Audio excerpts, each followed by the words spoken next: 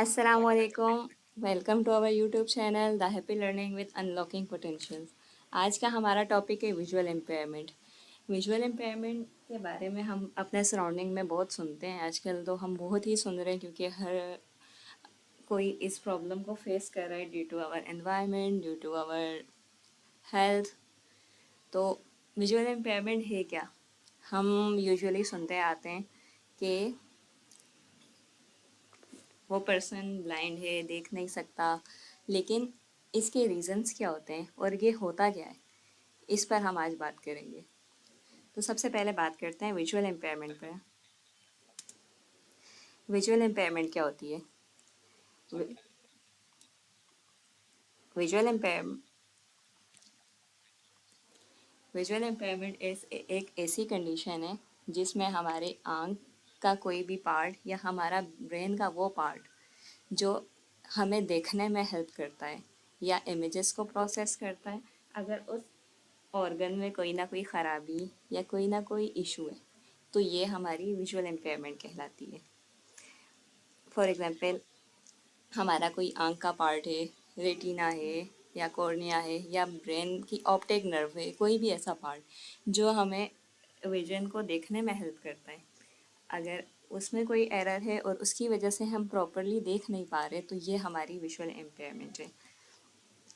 Then इसके बाद हम बात करते हैं कि वर्ल्ड हेल्थ ऑर्गेनाइजेशन ने इसको किस तरह डिफाइन किया। According to world health organization, a significant reduction in vision that cannot be fully corrected with glasses, contact lenses or any surgery, यानी विजुअल इम्पेयरमेंट है या विजन में एक खास हद तक कमी जो ना तो किसी ग्लासेस से करेक्ट हो सकती है, ना किसी सर्जरी से करेक्ट हो सकती है, ना ही किसी लेंसेज को लगाने के बाद वो करेक्ट हो सकती है। तो ये क्या कहलाएगी? हमारी विजुअल इम्पेयरमेंट। विजुअल इम्पेयरमेंट को वर्ल्ड हेल्थ ऑर्गेनाइजेशन ने टू पार्ट्स में कैटेगराइज किया है। दो कैटेगरीज बताई हैं उसने इसकी।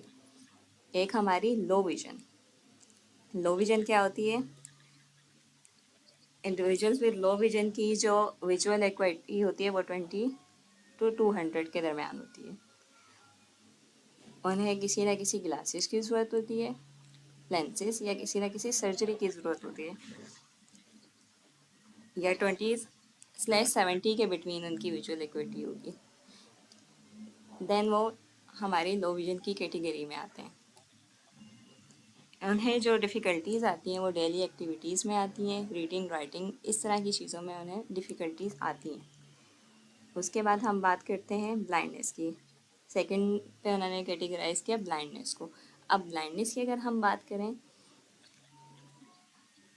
कोई भी severe level of visual impairment, severe किस्म की विजुअल इम्पेयरमेंट जो 20/200 जो हमारी एक विजुअल एक्विटी होती है उससे नीचे है, तो ये हमारी ब्लाइंडनेस कहलाएगी। अच्छा, ब्लाइंडनेस में क्या होता है? जो पीपल विद ब्लाइंडनेस होते हैं वो रिलाई करते हैं अल्टरनेटिव मेथड्स पर। फॉर एग्जांपल, पढ़ने के लिए ब्रेल, ऑडिटरी क्यूज़, इस तरह की चीज़ों पर वो रिलाई करके अपनी लाइफ को स्पेंड करते हैं। अब हम बात कर लेते हैं टर्मिनोलॉजीज़ पर कि हम विजन से रिलेटेड अपनी डेली लाइफ में क्या क्या टर्मिनोलॉजीज सुनते हैं। सबसे पहले हम बात कर लेते हैं लीगली ब्लाइंड। लीगली ब्लाइंड कौन होता है? अ पर्सन जिसकी विजुअल एक्विटी 20/200 है और उसकी जो विजन है वो बेटर है उसकी एक आँख में। उसके बाद हम बात कर लेते हैं एजुकेशनल ब्लाइंडनेस। एजुकेशनल ब्लाइंडनेस कौन सी होती है? टोटली विदाउट साइट और विद लाइट परसेप्शन। अच्छा, विदाउट साइट की हम यहाँ बात करते हैं कि टोटली विदाउट साइट है लेकिन उसे लाइट परसेप्शन है। अब अगर हम बात करते हैं लाइट परसेप्शन का, कि हर ब्लाइंड पर्सन जो टोटली ब्लाइंड है उसे लाइट और डार्क का कॉन्सेप्ट होता है, उसे अंधेरे और रोशनी का पता चलता है। ये कहा जाता है, हमारे यहाँ डॉक्टर्स कहते हैं कि तो टोटली ब्लाइंड है, इसे नज़र बिल्कुल नज़र नहीं आता, तो ऐसा कुछ नहीं है। दुनिया में ओनली 5% लोग ऐसे होंगे जिनके लिए दुनिया टोटली ब्लैक होगी, बिल्कुल अंधेरा। लेकिन उसके अलावा जितने भी हैं जिनको टोटली ब्लाइंड भी कैटेगराइज किया जाता है, उनका कुछ ना कुछ लाइट और डार्क का परसेप्शन होता है। अब वो जो टोटल 5% भी अगर टोटली ब्लैक होगा, तो उसका रीज़न ये हो सकता है कि या तो उनकी आइज़ ही नहीं है या उनकी आइज़ बिल्कुल जॉइंट हैं, कुछ इस तरह का एरर होगा। अदरवाइज़ हर पर्सन के पास लाइट और डार्क का परसेप्शन होता है। इसीलिए कहा जाता है कि टोटली ब्लाइंड बच्चा भी है तो आप उसको मोटिवेट करें कि वो कुछ ना कुछ देखे। अच्छा, इसके बाद उनकी जो लाइट परसेप्शन होती है, उससे वो डिस्टिंग्विश कर सकते हैं, डिफरेंस कर सकते हैं लाइट के प्रेजेंस और एब्सेंस में, कि लाइट मौजूद है, अंधेरा मौजूद है। उस लाइट को वो यूज़ करते हुए अपनी सराउंडिंग में मूव कर रहे होते हैं। और वो टैक्टाइल लर्नर्स होते हैं, यानी वो हर चीज़ को टच करके, फील करके चीज़ों को अंडरस्टैंड कर रहे होते हैं। और इसके अलावा वो ब्रेल से के ज़रिए वो अपनी एजुकेशन को कर रहे होते हैं, और या ऑडिटरी मीडियम पे बेस कर रहे होते हैं, चीज़ों को सुन के अंडरस्टैंड कर रहे होते हैं। इसके बाद हम बात कर लेते हैं, नेक्स्ट है हमारा विजुअल इक्विटी। विजुअल इक्विटी क्या होती है? आई आई की वो एबिलिटी जो चीज़ों के डिफरेंस को अंडरस्टैंड करने के लिए यूज़ होती है, ऑब्जेक्ट्स की डिटेल को, ऑब्जेक्ट के साइज़, इस तरह की चीज़ों को जो हम डिस्टिंग्विश करने के लिए आँख की जो एबिलिटी यूज़ हो रही होती है, उसको विजुअल इक्विटी कहते हैं। 20 फीट या 16 इंचज़ की दूरी पे आप चीज़ों को देख रहे होते हो। इसके बाद आती है विजुअल फील्ड। विजुअल फील्ड क्या होती है? आपका सर बिल्कुल स्ट्रेट है, आपकी आंखें बिल्कुल स्ट्रेट है, अब आप चीज़ को देख रहे हो एक हॉल में से, आप चीज़ को देख रहे हो। अब आप कितने 180 की रेंज से आप चीज़ों को देख पाते हो। देन इसके बाद आता है हमारे पास विजुअल फंक्शनिंग। इंसान की कितनी विजन है टोटल ब्लाइंडनेस के बाद भी, और वो उसको किस तरीके से यूटिलाइज कर रहा है। वही बात आ गई मोटिवेशन की, कि वो जो उसका लाइट और डार्क का भी परसेप्शन है, वो उसको कितना यूज़ कर रहा है। तो ये हमारी विजुअल फंक्शनिंग होती है। हम सुनते हैं ना, visual functioning, visual functional visual assessment, कि बच्चों को सिखाया जाए। टीचर्स का इसमें बहुत बड़ा रोल होता है कि वो किस तरीके से इस चीज़ को आइडेंटिफाई कर रहे हैं कि उनका बच्चा कितना परसेप्शन है उसके पास लाइट का।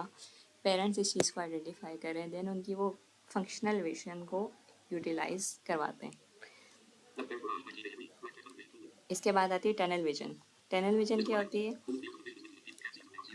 फील्ड विजन जो है उसकी लिमिटेड है, और उसके बावजूद पर्सन क्या देख सकते हैं, उसकी सेंट्रल विजन पुअर है लेकिन उसकी पेरिफेरल विजन अच्छी है। इसके बाद हम बात कर रहे हैं डिस्टेंट विजन पर। डिस्टेंट विजन है ना, कि वो कंट्रास्ट चीज़ों में कर सकता है। नियर विजन क्लोज वर्क के लिए यूज़ होता है, रीडिंग राइटिंग वगैरह के लिए। देन उसके बाद सेंट्रल विजन। सेंट्रल विजन हमारे क्या है? आई की वो विजन जो फोकल और मैकुलर एरिया से आती है रीडिंग वगैरह के लिए और इस तरह की हमारी एक्टिविटीज़ के लिए। Peripheral vision, peripheral side vision है जो रेटिना से आती है और मैकुलर एरिया पे फॉल करती है। इसके बाद रेजिजुअल विजन। रेजिजुअल विजन क्या होती है? कोई भी रिमेनिंग विजन जो पार्शियल और कंप्लीट लॉस ऑफ साइट के बाद रह जाती है, वो हमारी रेजिजुअल विजन कहलाती है, जो ज़्यादातर किस में होती है? विजुअल इम्पेयरमेंट और ब्लाइंडनेस के लोगों में मौजूद होती है। देन इसके बाद लो विजन और पार्शियल साइटेडनेस। लो विजन और पार्शियल साइटेडनेस क्या होती है? सिग्निफिकेंटली रिड्यूस विजन है एक पर्सन में, जिसकी डिग्री होगी 6/20।